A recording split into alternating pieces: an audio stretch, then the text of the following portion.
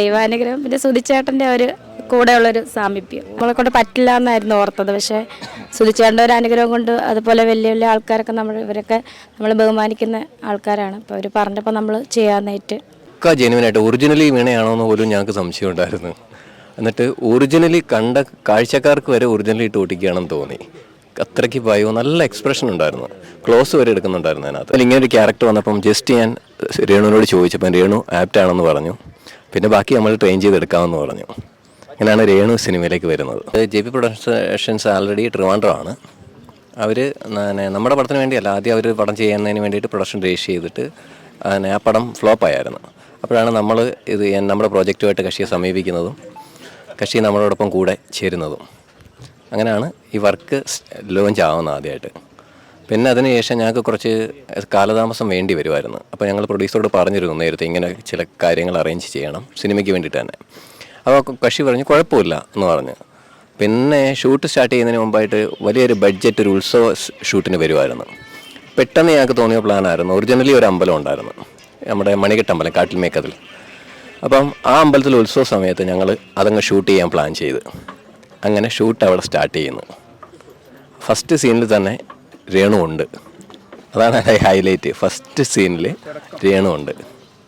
ആ ഫസ്റ്റ് ഷൂട്ടിൽ ആ സിനിമയുടെ.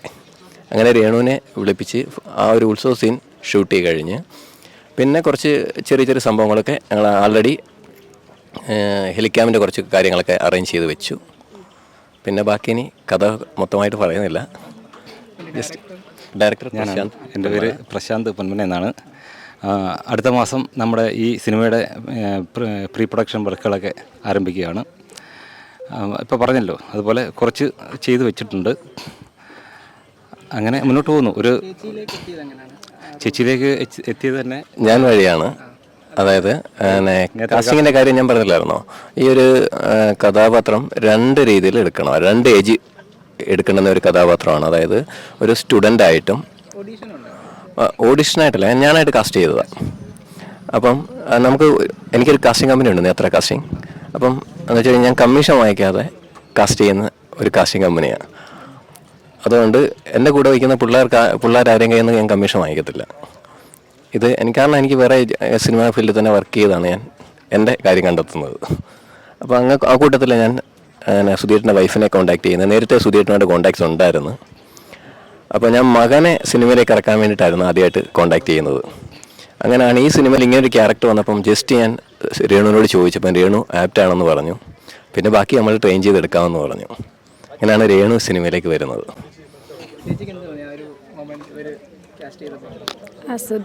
ആദ്യം നമ്മളെ കൊണ്ട് പറ്റില്ല എന്നായിരുന്നു ഓർത്തത്. പക്ഷേ സുധിച്ചേട്ടൻ്റെ ഒരു അനുഗ്രഹം കൊണ്ട് അതുപോലെ വലിയ വലിയ ആൾക്കാരൊക്കെ ഇവരൊക്കെ നമ്മൾ ബഹുമാനിക്കുന്ന ആൾക്കാരാണ്. അപ്പോൾ അവർ പറഞ്ഞപ്പോൾ നമ്മൾ ചെയ്യാനായിട്ട് അങ്ങനെ ചെയ്തു.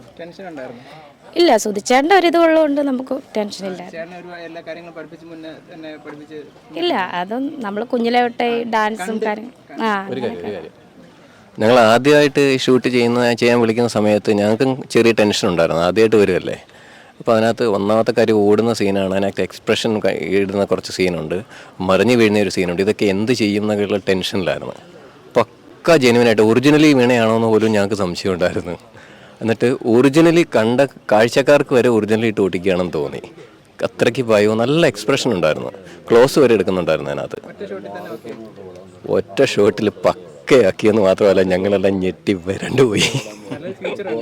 സൂപ്പറായിട്ട് നല്ല ഫ്യൂച്ചറുണ്ട്. തീർച്ചയായിട്ടും ഇനി കയറി വരും, കൺഫേം ആണ്. ഒന്നും പറയാനില്ല, ചേട്ടൻ പറഞ്ഞു. അത് ഞാൻ പറഞ്ഞില്ല, ദൈവാനുഗ്രഹം പിന്നെ സുധിച്ചേട്ടൻ്റെ ഒരു കൂടെയുള്ളൊരു സാമീപ്യം, അത്രേ ഉള്ളൂ. നമ്മുടെ ഒരു കഴിവും ഇല്ല അതിനകത്ത്. കരയൻ എന്നാണ് ഞങ്ങളുടെ പടത്തിൻ്റെ പേര്. ഇപ്പോൾ അടുത്ത മാസം ഷൂട്ട് സ്റ്റാർട്ട് ചെയ്തേ ഉള്ളൂ. പ്രീ പ്രൊഡക്ഷൻ വർക്ക് അടുത്ത മാസം സ്റ്റാർട്ട് ചെയ്യുന്നേ ഉള്ളൂ. കാരണം ഞങ്ങളതിൻ്റെ മാസം വേണ്ടി വരും. Okay, thank you.